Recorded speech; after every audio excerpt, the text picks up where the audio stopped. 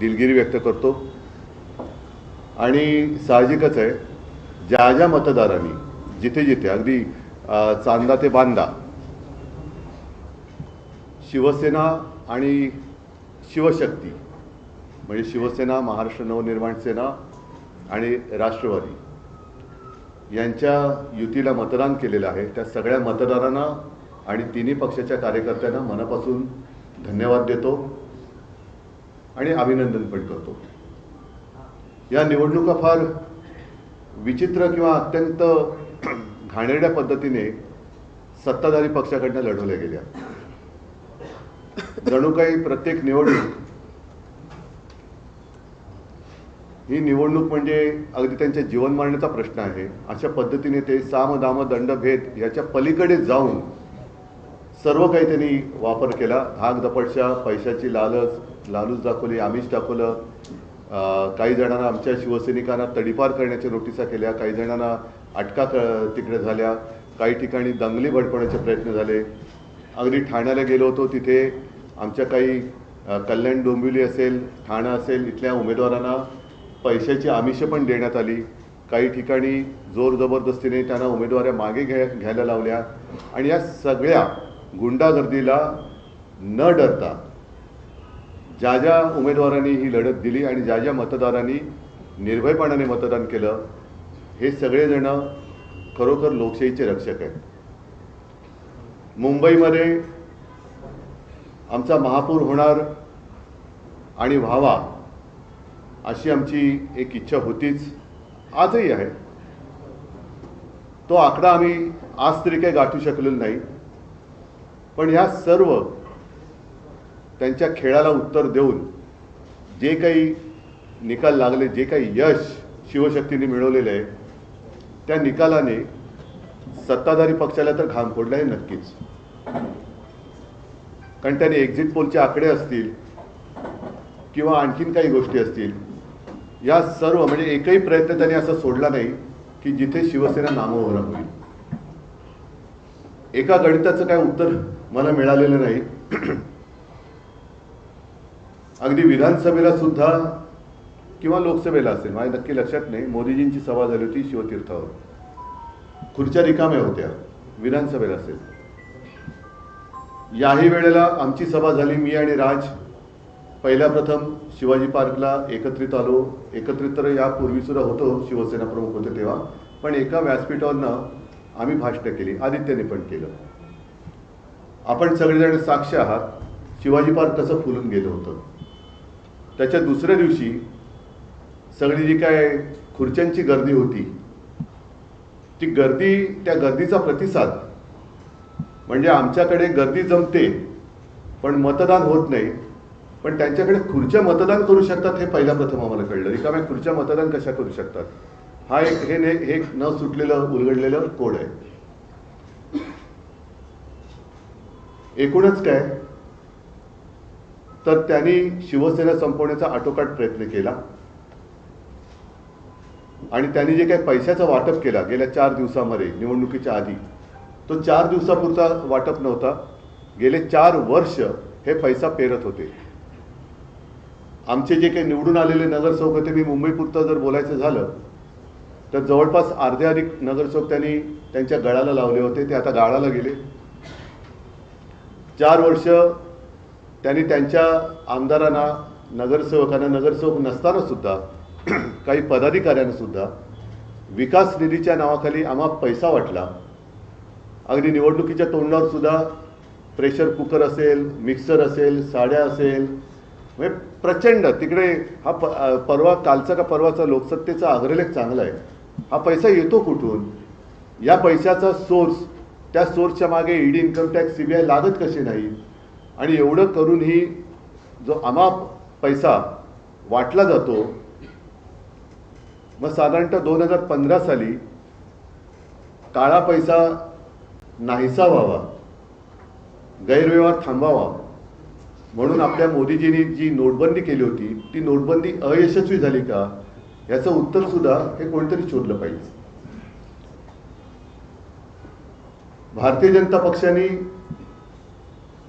कागदावरती शिवसेना संपवली असेल, पण जमिनीवरची शिवसेना ते संपवू शकत नाही, हे कालच्या मुंबईच्या महापालिकेच्या निवडणुकीने आणि इतरही जिथे जिथे शिवसेनेला मतदान केले त्या मतदारांनी दाखवून दिलेले आहे.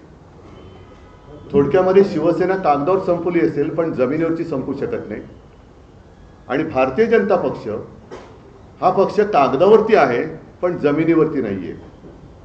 कारण तो जर का जमिनीवरती असता तर त्यांना पक्ष फोडावे लागले नसते, त्यांना पुसली जाणारी शाही वापरावी लागली नसती, यंत्रणेचा दुरुपयोग करावा लागला नसता, नियम बदलावे लागले नसते. आणि आज देखील जे साधे साधे शिवसैनिक, अगदी महिला पुरुष निवडून आलेले आहेत ते साधे आहेत. प्रचंड पैशाच्या धबधब्यासमोर निष्ठा कशी ताठमानेने लढू शकते आणि जिंकू शकते हे या शिवसैनिकांनी दाखवलेलं आहे. मी सर्व मुंबईकरांना खास धन्यवाद देतो. मला मुंबईकरांकडनं आणखीन अपेक्षा नक्कीच होती, कारण ज्या काही 25 वर्षात जी काही आम्ही सेवा केली, ज्या काही सुधारणा केल्या, त्या सुधारणा आम्ही सर्वांसमोर ठेवलेल्या होत्याच. कोविड काळात जे काही काम केलं, मुंबई मॉडेल हे जगभरामध्ये त्याची एक प्रशंसा झाली. हे सगळं पाहिल्यानंतर मला असं वाटलं होतं, म्हणजे आम्हाला सगळ्यांनाच असं वाटलं होतं की मुंबईकर अधिक आशीर्वाद आम्हाला देतील, भरघोस आशीर्वाद देतील. ठीक आहे, आशीर्वाद जरी त्यांनी मोठ्या प्रमाणावरती दिले नसले तरी दिलेत ते भरपूर दिलेले आहेत. विशेष म्हणजे जे शिवसेनेचे गड आहेत, मराठी पट्टा, या मराठी माणसांनी शिवसेनेवर असलेला त्यांचा आशीर्वादाचा हात हा तसाच ठेवलेला आहे. यापुढे महापालिकेमध्ये आता शिवसेनेचे किंवा सर्वच पक्षांचे लोकप्रतिनिधी हे सभागृहात जाणार आहेत आणि ते गेल्यानंतर मुंबई महापालिकेची तिजोरी यांनी कशी लुटलेली आहे, कसे कसे गैरव्यवहार यांनी केलेले आहेत याचा भांडाफोड तर नक्कीच होईल. पण एक कर्तव्यदक्ष मुंबईकरांचे लोकप्रतिनिधी म्हणून शिवसेना, महाराष्ट्र नवनिर्माण सेना आणि राष्ट्रवादी यांचे लोकप्रतिनिधी हे काम करतील. आम्ही जो काही वचननामा जनतेसमोर ठेवला आहे त्याचा सुद्धा आम्ही नक्की पाठपुरावा करू.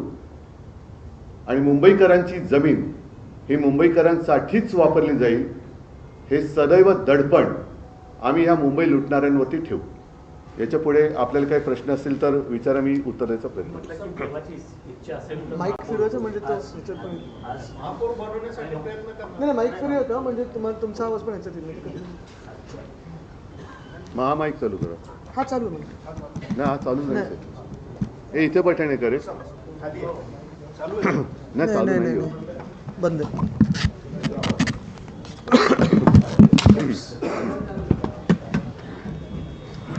मगाशी तुम्ही नगरसेवकांशी बाहेर बोलताना बोलताय की देवाची इच्छा असेल तर महापौर होईल. देवाचा म्हणजे देवाची, हा मेवाची नाही.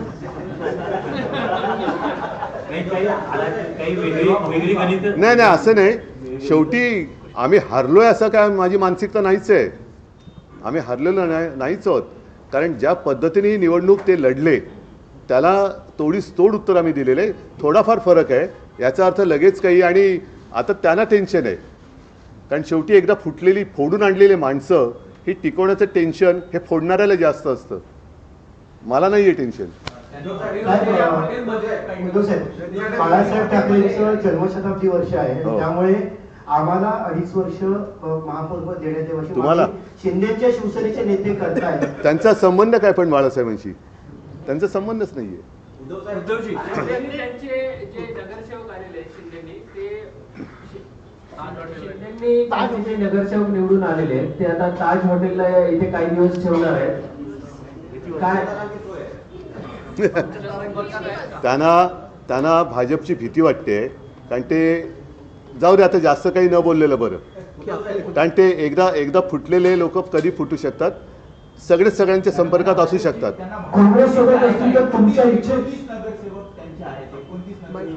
त्यातले आमचे किती फोडलेले आहेत?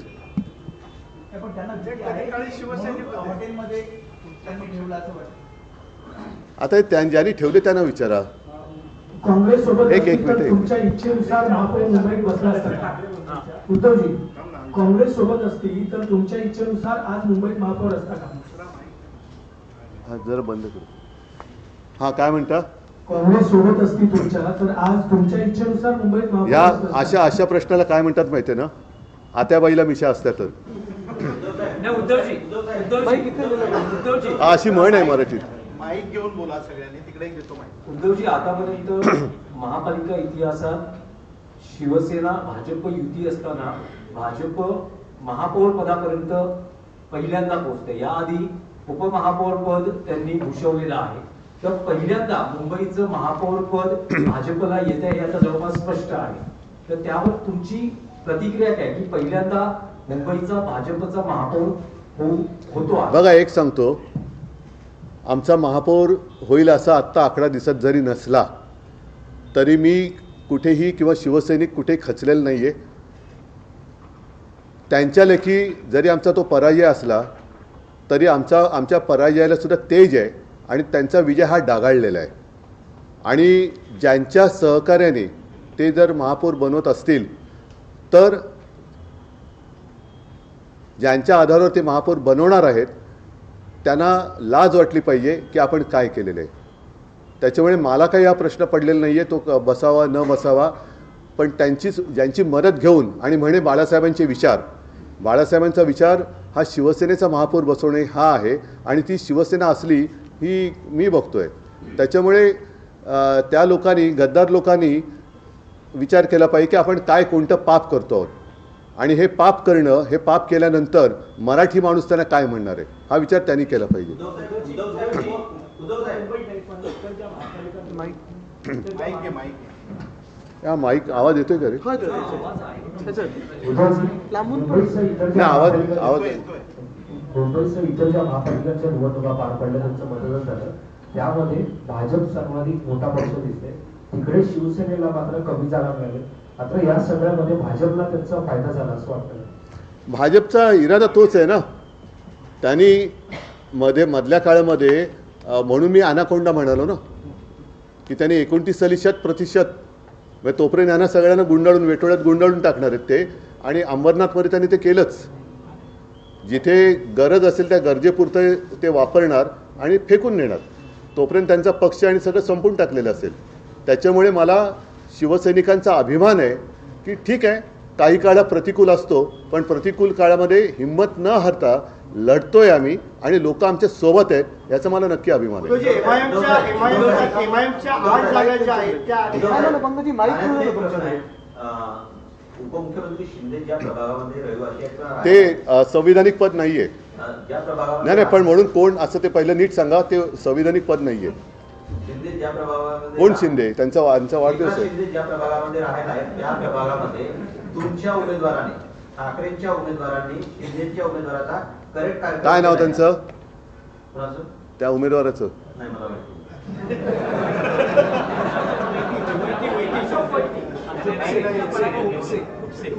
जोरात बोला ना. खुपसे म्हणजे दोन्ही अर्थाने आहे. खुपसे काही समजण्यासारखं आहे आणि खुपसे म्हणजे खुपसे. उद्धवजी, जी माईक दे, माईक.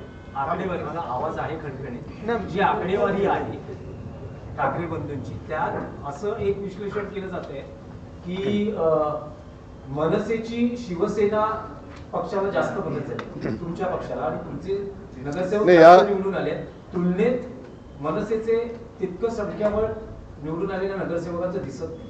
नाही, आता हे शिवसेना भवनचा वॉर्ड हा आम्ही दिला ना, त्याने निवडून पण आला.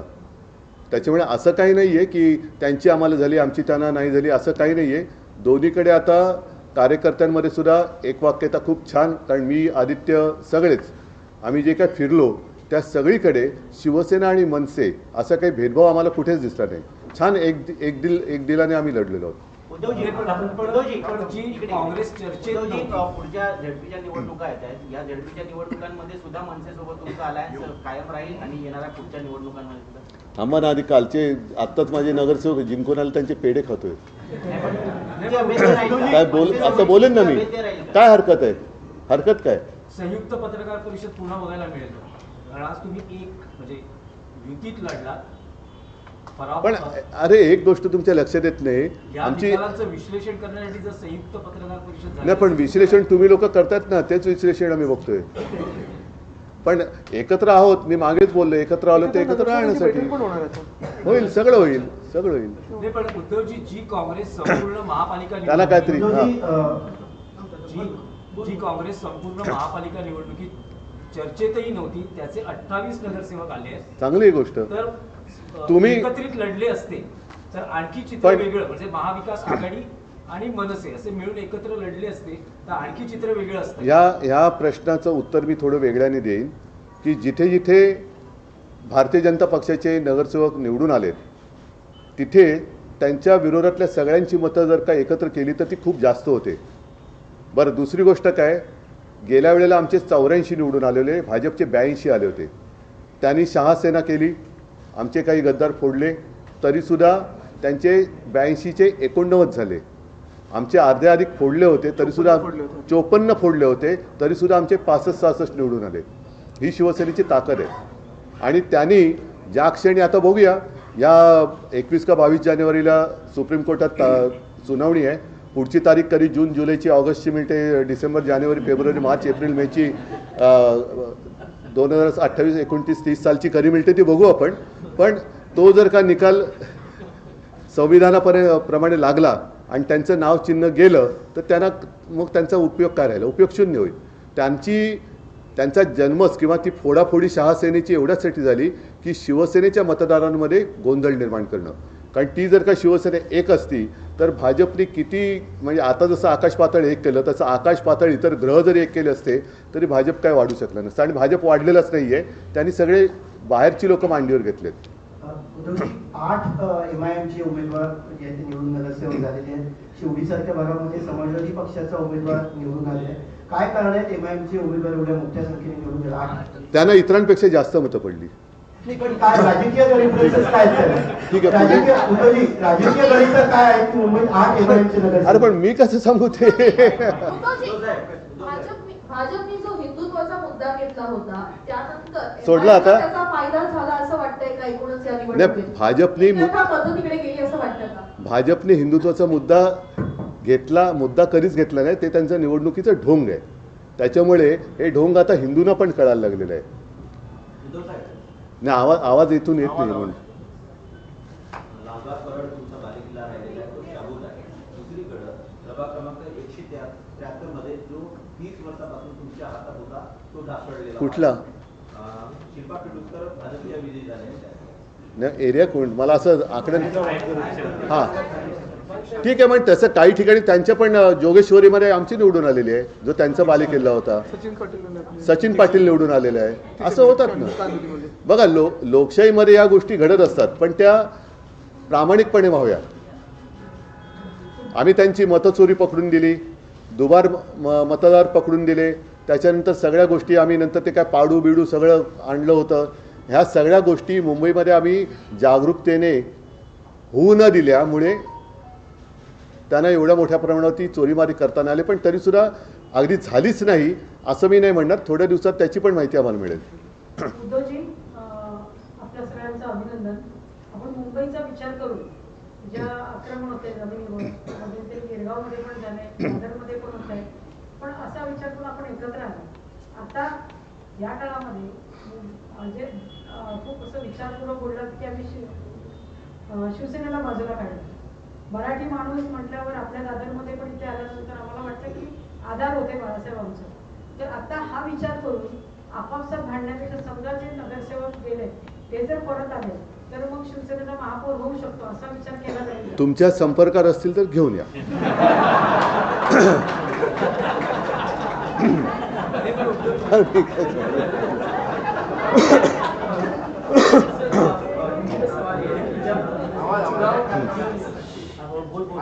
चुनाव प्रचार जब शुरू भी नहीं हुआ था उससे पहले हमने मुंबई में जगह होर्डिंग्स देखी थी जिसमें लिखा गया था जब चुनाव प्रचार शुरू हुआ था तो उसके पहले मुंबई में कई जगह होर्डिंग्स लगी थी. अब नहीं तो कभी नहीं, यही वक्त है मुंबई को बचाने का, मराठी मानस को साथ आने.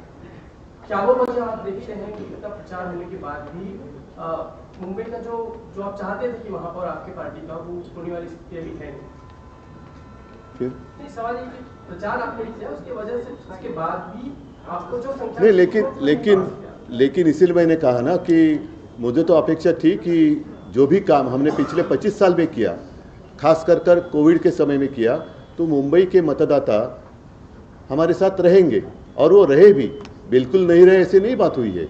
और खास कर मराठी इलाका जो है, वहाँ के सारे मराठी जो जनता है वो हमारे साथ है ही, और साथ ही साथ कोई नॉन महाराष्ट्रियन भी है, अन्य धार्मिक भी है, वो भी हमारे साथ है। अपेक्षा तो और थी ही, अगर हमारे 100 भी आ जाते तो लगता अरे और 25 आने चाहिए थे। तो ये तो हमेशा रहेगी और रहनी चाहिए, इसलिए तो काम करना पड़ता है। लेकिन एक बात और चलेगी, उत्तर भारत में खासकर जो ये कहा गया, अगर बटोगे तो भी पिटोगे और नहीं बटोगे तो भी पिटोगे, इसका नुकसान हुआ कहीं ना कहीं लोगों के मन में। ये जहर फैलाने वाले हैं कौन? और यही तो मेरा सवाल था कि नहीं, ये क्या कहा था आपने, बटेंगे तो पिटोगे, तो ये जहरीला प्रचार किया किसने? नहीं, फिर अगर मैं ऐसी बात कहूँ, हम ट्रैक बदली हो जाएगा। मॉब लिंचिंग वगैरह करने वाले जो लोग हैं, वैसे तो कभी कुछ हुआ नहीं ना, और हमने तो कोविड के समय में ना मैंने कभी किसी की भाषा देखी थी, ना कभी मैंने किसी का मजहब पूछा था। मैंने तो मेरा कर्तव्य निभाया था और हमने हमेशा निभाया। जो भी कोस्टल रोड किया है या पानी की समस्या है, हर घर में जाता है, पानी भी जाता है, हर कोई वहाँ से जाता है। अंकित वगैरह तो उतनी वोट्स पे तो आए। हाँ, अंकित आए ना, हमारे कुछ लोग दिल्ली में है, मागाठाणे में है, अन्य गोरेगांव में आए हैं। जैसे आदित्य कह रहा है कि उत्तर भारतीयों ने भी हमें वोट तो किया ना। भाजपचा महापौर होणार आता जवळजवळ सिद्ध झालेला आहे, पण आता मुंबईची चावी आता दिल्लीकरांच्या हातात जाणार, मग हे रोखण्यासाठी आपलं काय पावलं असेल? त्याच्यासाठी तर आम्ही सांगत होतो ना ओरडून, त्याच्यासाठी तर आम्ही सांगत होतो की अफगाणिस्तान होऊ देऊ नका। आणि साहजिकच आहे की महापालिकेच्या निवडणुकीत आम्ही काही कमजोर नाही आहोत, आमची संख्या पण भरपूर आहे आणि रस्त्यावरती तर आम्ही आहोतच। देवेंद्र फडणवीसांनी आता संभाजीनगर माहिती दिली की अजून मला उद्धव ठाकरेंच्या शुभेच्छा आलेल्या नाहीये, अपेक्षा आहे इथे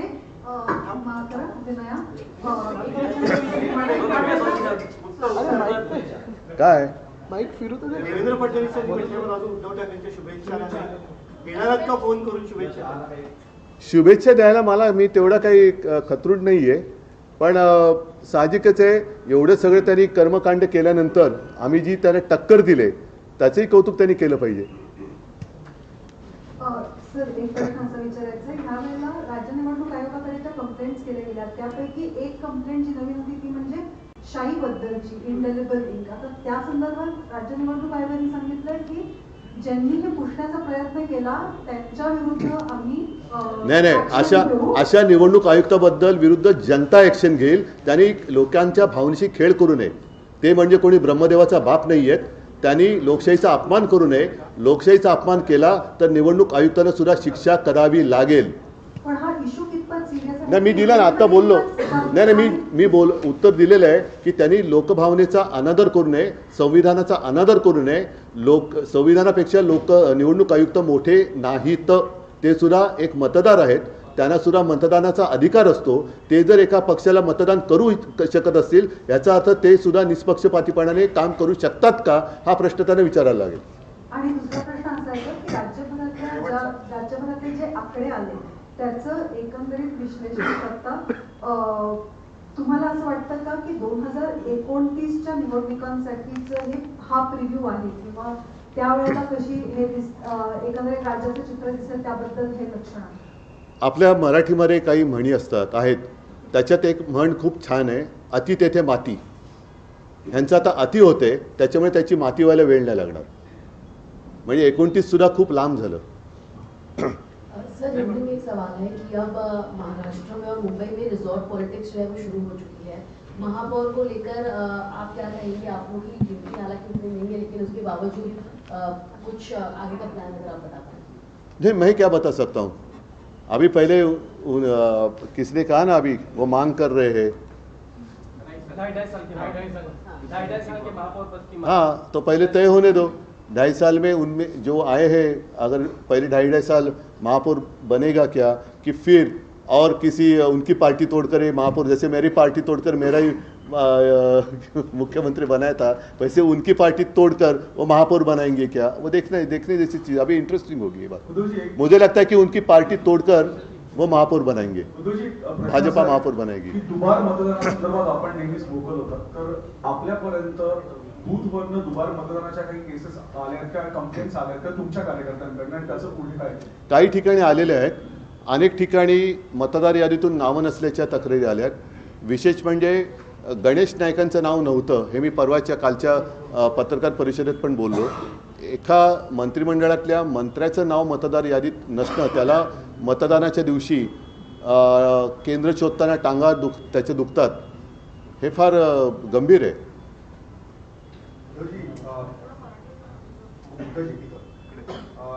मुंबईमध्ये आता युद्ध आकडा तुम्हाला गाठला, पण बाकी महानगरपालिकेमध्ये लोकसभेच्या बाजूच्या पडत जिथं 2000 आता अलीकडच्या विधानसभा आणि लोकसभेमध्ये सुद्धा आपल्याला चांगली मतं मिळाली, खासदार आणि आमदारही निवडून आलेले, परभणीमध्ये मिळाले ना चांगली, बाकी ठिकाणी बाकी नाही। म्हणून मी काय म्हटलं की जसं काही ठिकाणी जरा एक संभ्रमावस्था आहे, जरूर आहे, हे मान्य करावं लागेल। थोडा संभ्रमाची जी धूळ आहे ती खाली बसल्यानंतर लोकांना खरं आणि खोट्यातला फरक कळेल। आपण मुंबईवर जास्त लक्ष केंद्रित केलं, बाहेर जास्त फिरला नाही, त्याच्यामुळे ते झालं। तुम्ही आपण गेला असं हे आहे सत्य, म्हणून मी त्यांची दिलगिरी पण आता व्यक्त केली, जिथे मी जाऊ शकलो नाही तिथे दिलगिरी व्यक्त केलेली आहे। आणि दुसरी गोष्ट अशी की शेवटी ज्या पद्धतीने साधन सामुग्री, याचा अर्थ तुम्हाला कळतो, चा वाटप पलीकडनं झाला, एवढी साधन सामुग्री आम्ही आणू शकत नाही, कारण आम्ही मुळामध्ये ज्या पद्धतीने ते पैसे ओरबाडत आहेत, महापालिकेची तिजोरी रिकामी करणं, इतर काही गोष्टी करणं, त्या वृत्तीचे आम्ही नाही आहोत। सर लेकिन सवाल ये कि जो पूरा एमएमआर रीजन कभी शिवसेना का ही मैं विचार तुमच्याकडे माहिती एमएमआर रीजन पूरा शिवसेना का कभी फेल्ड रहा है, रहेगा ना, वापस आएगा। अभी इस वक्त पर ही हम देख रहे हैं कि जो ठाणा आपका कभी गढ़ था, अभी वहाँ एकनाथ शिंदे की पूरी तरह से सत्ता है, केडीएमसी है, आगे देखो ऐसी नहीं एक बात ऐसे कि जैसे सीजन होता है, पतझड़ तो होती है, फिर से नए पत्ते आते, तो अभी फिलहाल कुछ जगह पर पतझड़ हुई होगी, नए पत्ते आएंगे, कोफले फिर फुटा आएगी शाख पर। लोगों के साथ पहुंच सकते थे, आप प्रचार में नहीं पहुंच पाए। चला शेवटचा वैभवला विचार, वैभवशाली विचार आहे बाबा। नमस्कार, जय महाराज। अरे वाह, धन्यवाद।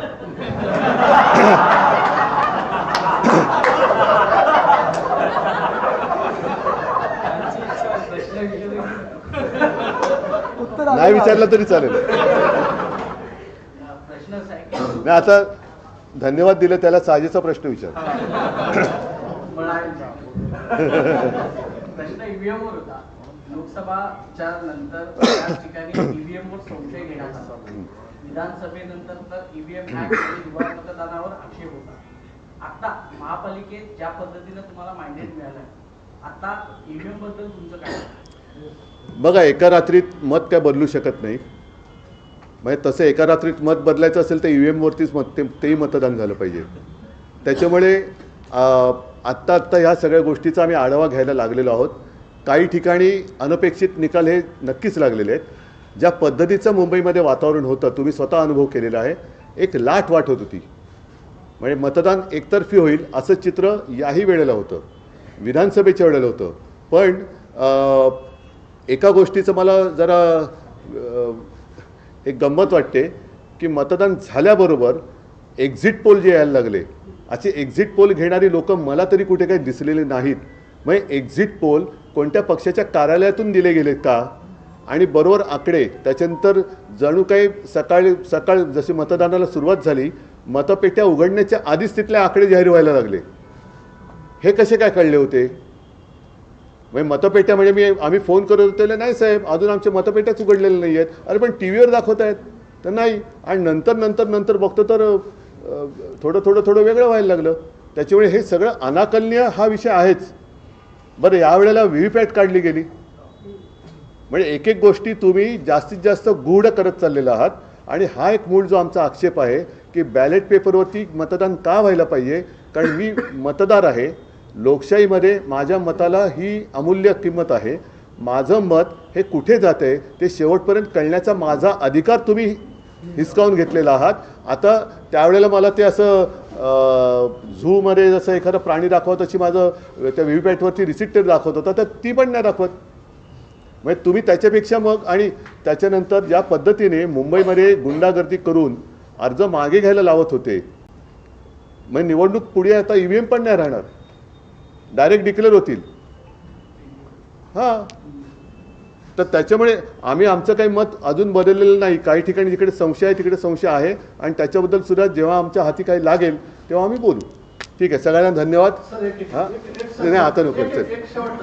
सर, एक काळ सर्वात मोठी गोष्ट अशी आहे की भाजप मुंबईमध्ये वाढली कशी. एक काळ असा होता की काँग्रेसचे खासदार बाळासाहेबांच्या मदतीशिवाय निवडून येत नव्हते. मुरलीधर असतील, गुरुदास कामत असतील, सुनील दत्त असतील. मग त्यानंतर आता कुठंतरी आपल्या पण काही चुका झाल्या का भाजप एवढी मोठी विस्तारली मुंबईमध्ये? नाही, त्यांना जाऊ दे, जास्त शब्दात काही मी विचित्र बोलत नाही. पण त्यांना त्यावेळेला मी भाषणात बोललोय की बाळासाहेबांनी त्यांना जर का तेव्हा 2 घास भरवले नसते तर भाजपाचा राजकारणात कुपोषणाने तेव्हाच बळी गेला असता.